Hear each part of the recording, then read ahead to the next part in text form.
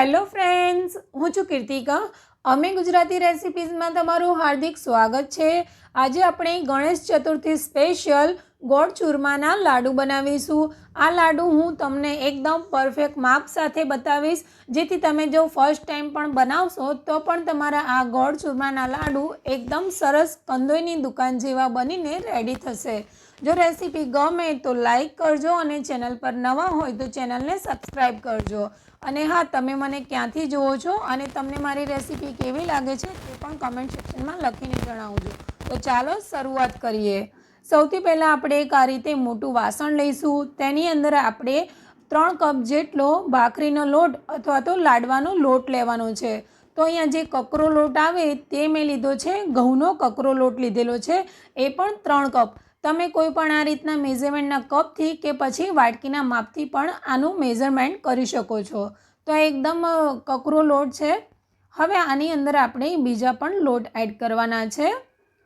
તો અહીંયા લોટ આપણે આ રીતે 3 કપ લીધેલો છે. તો તેની સામે આપણે 3 ટેબલસ્પૂન જેટલી સોજી એડ કરીશું. તો અહીંયા મેં મોટી જે ટેબલસ્પૂન આવે તેનું માપ લઈને 3 ટેબલસ્પૂન લીધું છે. અને 2 ટેબલસ્પૂન જેટલો ચણાનો લોટ એટલે કે બેસન એડ કરીશું. તો અહીંયા મેં આ રીતે ત્રણેય વસ્તુ એડ કરી લીધેલી છે. હવે આને આપણે એકદમ સારી રીતે મિક્સ કરી લેવાની છે. તો એકદમ સારી રીતે મિક્સ કરવાનું, જેથી ત્રણેય વસ્તુઓ એકદમ સરસ રીતે મિક્સ થઈ જાય.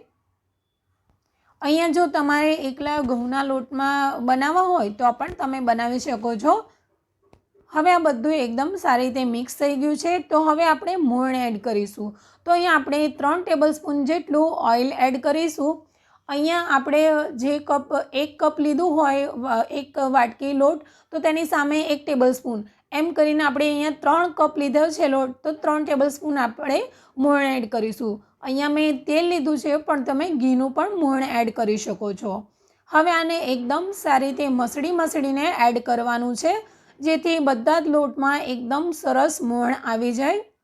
તો આ રીતે પહેલાં મિક્સ કરવાનું અને પછી બંને હાથેથી આપણે એને એકદમ મસળીને સારી રીતે મિક્સ કરી લેવાનું, જેથી બધા જ લોટમાં એકદમ સરસ સરખું મોણ આવી જાય. તો અહીંયા તમે જોઈ શકો છો કે એકદમ સરસ મોણ આવ્યું છે. મુઠ્ઠી પડતું મોણ આપણે એડ કરવાનું. આનાથી વધારે આપણે તેલ કે ઘી એડ કરવાની જરૂર નથી. હવે આપણે મુઠિયા માટેનો લોટ બાંધવાનો છે. તો અહીંયા મેં 1.5 ગ્લાસ જેટલું એટલે કે 1.5 કપ જેટલું પાણી ન શેકું કરેલું લીધેલું છે. બહુ ગરમ નહીં, પણ ન શેકું કરવાનું. હવે થોડું પાણી એડ કરીને આપણે આનો લોટ બાંધવાનો છે.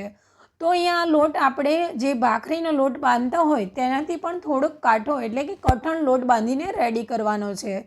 તો આ રીતે આપણે એકદમ પાણી એડ નહીં કરવાનું, થોડું પાણી એડ કરવાનું, તેને સારી રીતે મસળવાનું અને પછી આ રીતે ભેગું કરતું જવાનું અને જરૂર લાગે તેમ પાણી આપણે એડ કરવાનું.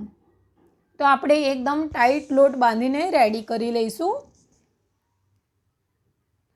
તો આ રીતે મુઠિયા માટે લોટ બરાબર સારી રીતે ભેગો કરવાનો અને કાઠો જ લોટ રાખવાનો છે. તો અહીંયા તમે જોઈ શકો છો કે મેં એકદમ સરસ કાઠો લોટ બાંધીને રેડી કરી લીધેલો છે. તો અહીંયા મેં કેટલું પાણી યુઝ કર્યું તે પણ હું તમને જણાવી દઈશ. તો આ રીતે તમે જોઈ શકો છો કે એકદમ કાઠો લોટ છે. તો બસ આપણા મુઠિયા માટે આ એકદમ પરફેક્ટ લોટ બંધાઈને રેડી થઈ ગયેલો છે. હવે મુઠિયા બનાવવા માટે આપણે આ રીતે થોડોક લોટ હાથમાં લઈશું અને નાના લુવા કરીને આ રીતે આપણે મસળીને મુઠ્ઠીનો શેપ આપવાનો છે. તો તમે જોઈ શકો છો કે મેં આ રીતે મુઠ્ઠીનો શેપ આપેલો છે. એટલે આપણે આ મુઠિયા એકદમ સરસ તળાશે.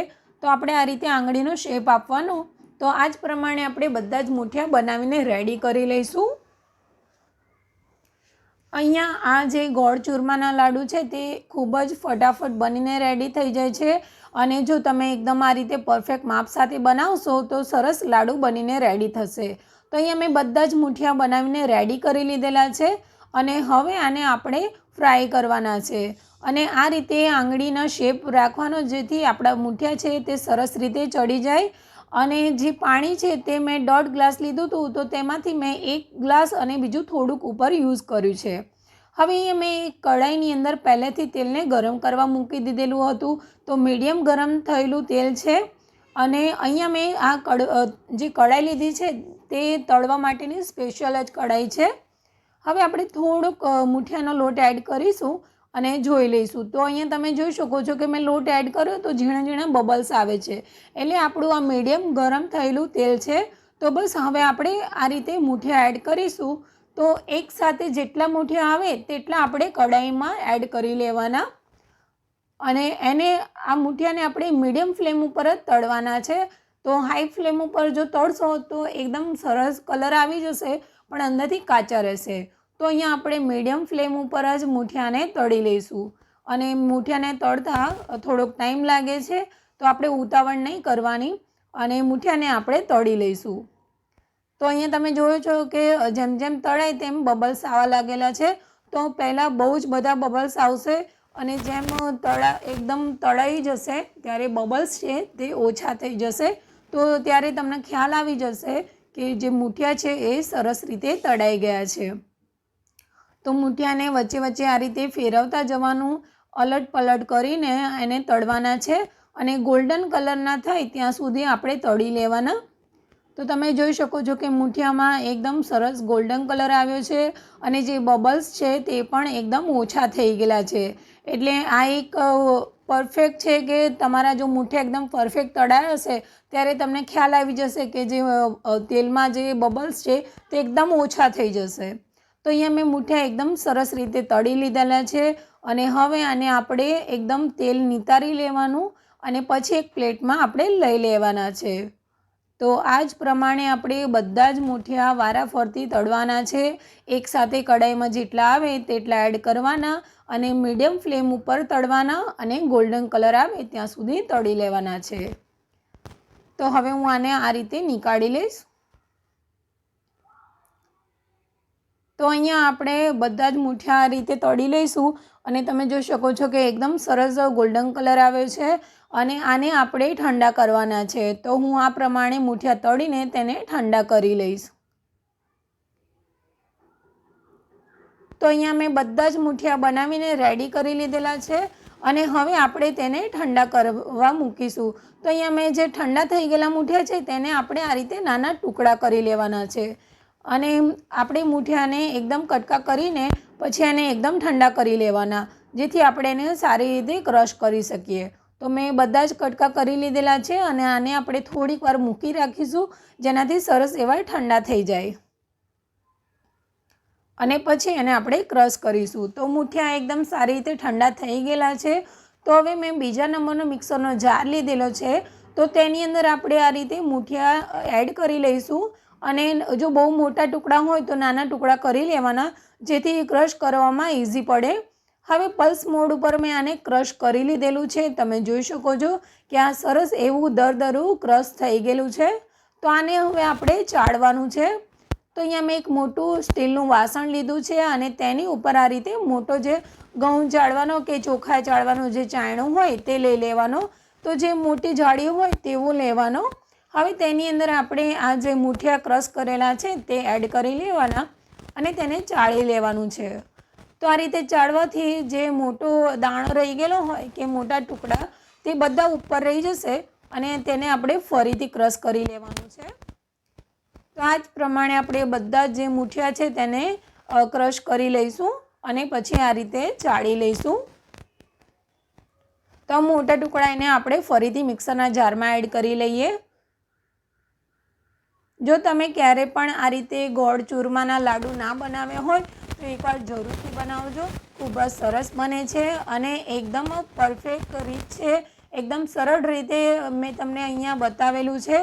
તો જો તમે પહેલી વાર પણ બનાવશો તો તમે આનું માપ, વાટકીનું માપ કે પછી મેઝરમેન્ટના કપથી માપ લઈને તમે આ રીતે બનાવશો તો એકદમ પરફેક્ટ લાડુ બનીને રેડી થશે. વિડીયો ગમે તો તમે અત્યારે જ લાઈક કરજો અને ચેનલ પર નવા હોય તો ચેનલને સબસ્ક્રાઈબ પણ કરજો. તો અહીંયા તમે જોઈ શકો છો કે મેં બધા જે મૂઠિયાનો લોટ છે તેને ક્રશ કરી લીધો અને ચાળી પણ લીધો છે. તો લાડવા માટેનું આપણું આ જે મિશ્રણ છે એકદમ રેડી છે. તો બસ આપણે મૂઠિયાને આ રીતે ક્રશ કરી લેવાનું અને પછી આ રીતે ચાળી લેવાનું. તો હવે આને આપણે સાઈડ પર મૂકીશું અને આગળની પ્રોસેસ કરીશું. તો હવે અહીંયા મેં એક કઢાઈ લીધી છે અને ગેસ ઓન કરી લઈશું અને હવે આપણે ઘી એડ કરીશું. તો અહીંયા આપણે 1 ટીસ્પૂન જેટલું ઘી એડ કરીશું અને ઘીને ગરમ કરી લેવાનું. હવે ઘી મેલ્ટ થઈ જાય એટલે અહીંયા કાજુ, બદામ અને પિસ્તા મેં આ રીતે નાના ટુકડા કરીને લીધેલા છે. તો તેને એડ કરીશું અને તેને આપણે ગોલ્ડન કલર થાય ત્યાં સુધી શેકી લઈશું. એટલે 1 મિનિટ માટે આપણે આ રીતે ઘીમાં રોસ્ટ કરી લેવાના. આને બહુ વધારે પડતા નહીં શેકવાના, નહીં તો પછી તેનો જે ટેસ્ટ છે તે સારો નહીં આવે.